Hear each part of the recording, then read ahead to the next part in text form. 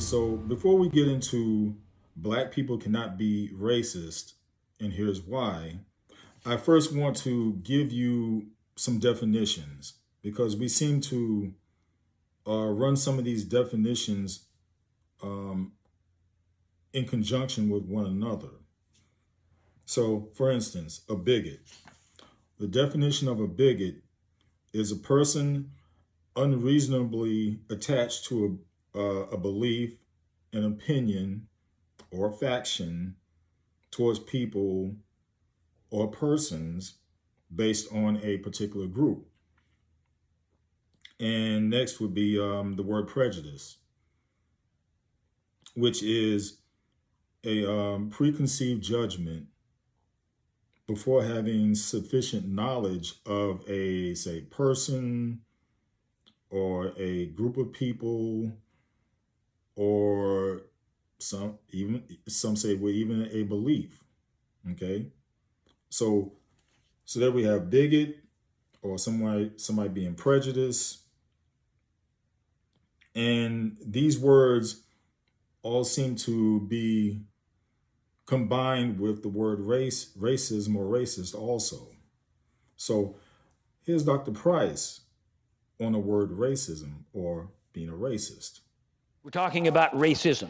Dr. Claude Anderson, who is black and the author of the celebrated book, Black Labor, White Wealth. And yes, I have that book as well. Check it out. In a public meeting held here in the Crenshaw Christian Center Faith Dome, said almost the identical thing that Mr. Kimball said. That was the one that we quoted last time, in reference to racism. Dr. Anderson, speaking to a mostly black audience, said, and I quote, I want you to understand that you are in a very highly competitive situation.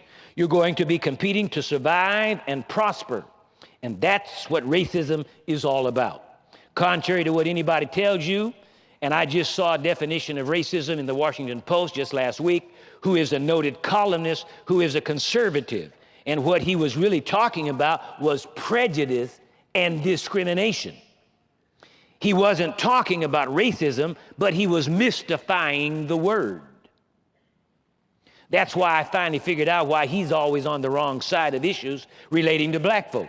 He thinks a black person can be a racist. A black person cannot be a racist. Now, I said this before, I want to say it again. That's not to say that a black person cannot be racially prejudiced, that a black person cannot be a bigot, but a black person cannot be a racist, because racism is about economics. It's not about color. Racial prejudice is about color, and anybody can be prejudiced, but only a certain group can be racist. All right, a black person cannot be a racist. Racism is a power relationship between groups of people. That's all it is. It means that one group of people have control of so much wealth and power and resources that it can deprive, hurt, and injure and exploit another group to benefit itself. Never, say never. Never. Dr. Anderson goes on to say, never in the history of the earth have black folk ever controlled that much resources where they have gone out of their way to exploit, injure, and do something to whites. So therefore, racism only started in the 16th century. Racism, we're not talking about racial prejudice now. You got to keep those two things separated. Okay? When they began to commercialize slavery against blacks, that's when racism started. There was no such thing as racism before that. The other thing you need to know about racism is racism comes from the word race, R-A-C-E. Race means group. So whenever you hear people talking about you cannot prove racism because someone fires you from a job, they are absolutely right. And the power structure and all the white think tanks in Washington know that. That's why you can no longer prove racism. Because racism, hear this well, racism does not apply to an individual. It applies to a group. Because I discriminate against you, that's individual. That's personal. It's not group-based. And so you can no longer prove group-based discrimination. The second thing about the word race, which is very important, is that the word race means being in competition. Race means being where people are competing from here to there. And we're in competition. That's what racism means. Black people must learn how to compete and survive, or not compete and perish.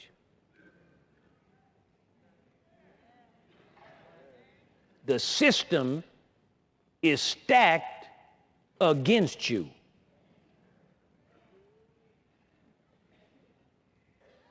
And if we don't pull together, we're going to be in the dugout, not out on the playing field. We're going to be on the bench, not on the court shooting baskets. And that's how you subjugate a people, is keep them divided. And they have done a masterful job.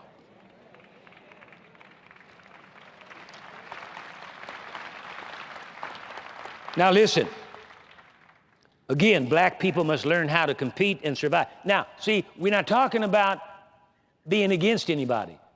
That's where everybody gets scared when you start talking about it. It's amazing, every other culture group can come together and everybody thinks it's nice. But when black people try to get together, all of a sudden there's something wrong with that. See, that's a part of the mentality and the mindset to keep us divided so that we're fragmented and don't have strength. See, if you take a string, wrap it around your hand, just a little small string, and take the other string, the other end of it, and wrap it around your hand, and hold it like this and go, you can break that string. But you put 500 of them strings together, you will never break them.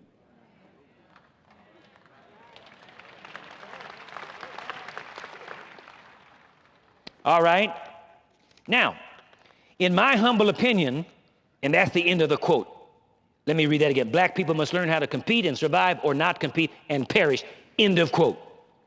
In my humble opinion, these statements by Mr. Keivel and Dr. Anderson say all there is to say about the definition of racism as practiced here in the United States. In other words, these two men have given us the technical definition of racism. However, in this segment of our teaching, my purpose is to talk about racial prejudice, which traditionally has been interpreted as racism. That's what the average person thinks when he hears the word racism. He thinks racial prejudice. In a book entitled All God's Children, author Stephen L. McKenzie, associate professor of Hebrew Bible, Old Testament, Rhodes College, Memphis, Tennessee, copyright 1997 by Stephen L. McKenzie, on page 122, makes this illuminating statement, and I quote, "Despite the progress of the civil rights movement in the 1960s and the following decades, racism is still very much an issue in this country. Racial integration, which has crept into schools, businesses, and other institutions in America, tragically has made little headway in the churches." Fannie Lou Hamer's observation about Sunday morning church service being the most segregated hour in America is as true today as it was 20 years ago. End of quote. From the same book mentioned earlier, author Paul Keivel on page 121 says, from 1619, now I don't know, I have to read this, but do you have have you ever been on a commercial airliner and right in the little pocket in front of you, they have little plastic bags in case you get air sick? Do y'all have any plastic bags with you today? Because what I'm getting ready to share with you now may tend to cause air sickness to come upon you. But I hope you'll be able to maintain yourself. From the same book mentioned earlier, author Paul Keivel on page 121 says, and I quote, from 1619 until slavery ended officially in 1865, 10 to 15 million Africans were brought here to America, and another 30 to 35 million died in transport. A journey called the Middle Passage.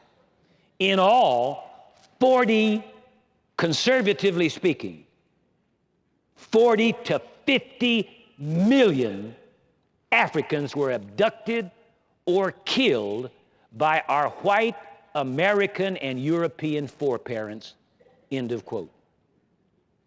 Now, we just quoted a white man, not an angry black revolutionary. We just quoted from the book of a white man. Caucasian, Caucasoid, white,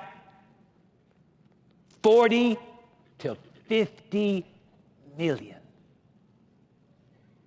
were abducted or killed by our white American and European foreparents. End of quote. That's awesome, to say the least. We get upset and righteously indignant, and rightly so, when we think about Adolf Hitler and the annihilation of 6 million Jews during World War II, which was without question a tragedy. But who gets righteously indignant and upset about 50 million black Africans who were abducted or killed by the forefathers of this nation?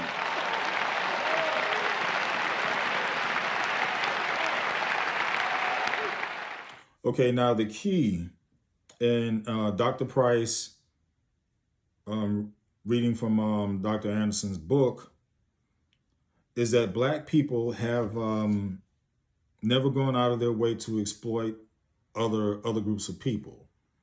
Now, from the start of time, for centuries, black people were the forerunners. They were in the forefront of having the wealth and knowledge and everything else.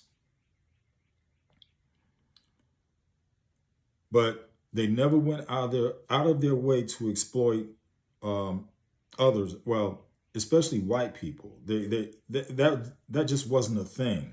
Okay, it wasn't a thing until, as he mentioned, the 16th century, when excuse me, when white Europeans came on the scene and they basically changed the game. And they changed the game in a perverse and in a profound way. Because up until that point, people enslaved one another, but purely for the fact of, and not that it made it good, but purely for the fact of either you owed someone something and was not able to pay off your debt, and you became enslaved to them for 7 years. Or there was war, and you were on the losing side of that war, then you became the slaves of the victors of that war. And I believe even then it was for a certain period of time. It wasn't a forever thing. It was for a significant or a specific amount of time. But like I said, it wasn't a forever thing. But again, white people came along, the European whites, and they changed the game. They changed the narrative. But the most telling part of what was said by Pastor Price, sometimes I flip back and forth. Either I'll say Dr. Price or Pastor Price. Flow with me on that. But the most telling part is 40 to 50 million black people were either kidnapped or killed during the slave era. 40 to 50 million. And that number is hardly an issue in comparison to the Holocaust.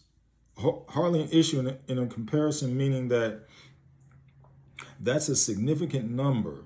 40 to 50 million versus 6 million. 40 to 50 million versus 6 million. Have you done the math on that? But yet, it's never mentioned. It's hardly a subject, hardly an issue, is what I mean. It's never brought up. But 40 to 50 million versus 6 million. And black people were done just as bad as the Germans did to the Jews, just as bad. But yet, for some reason, well, it's always a reason, whereas we're the ones who are always told, shut up about it. It's over. It's done with. Why are you revisiting this?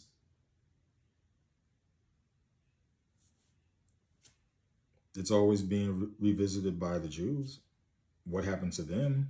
And no, I'm not coming down on them. I'm just making a comparison here. Just a comparison. And again, this is about truth. This is about bringing truth to the forefront, as I keep alluding to this. And yes, we still have a long way to go. A very long way. Enough said.